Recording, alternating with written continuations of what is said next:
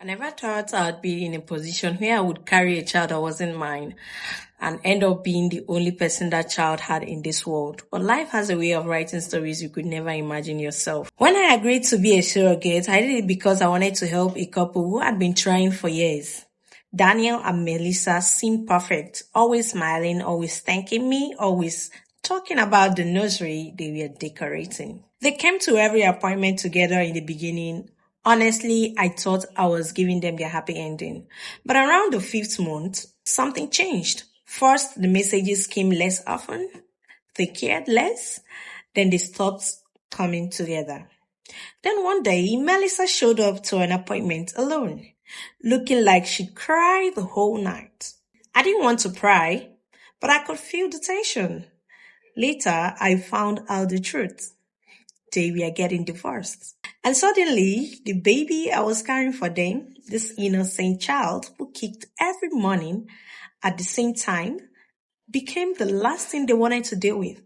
A week before my due date, I received a message I will never forget. I stared at it for minutes, hoping I was reading it wrong. We are sorry, we can't take the baby anymore.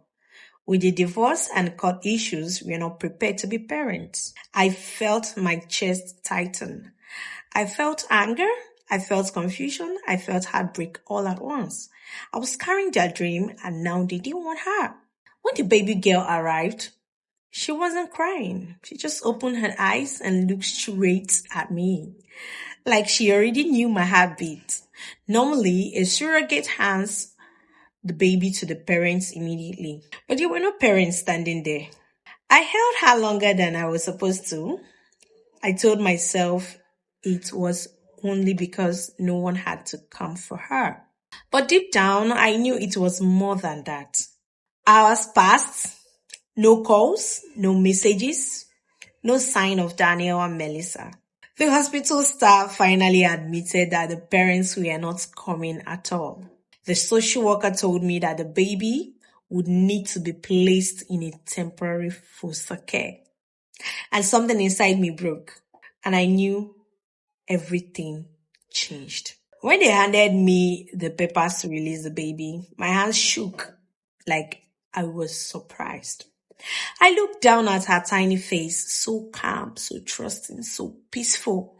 I whispered to her, I don't know what's happening, but I won't let you feel unwanted, I promise. In that moment, my decision became crystal clear. I told the social worker I wanted to take emergency guardianship.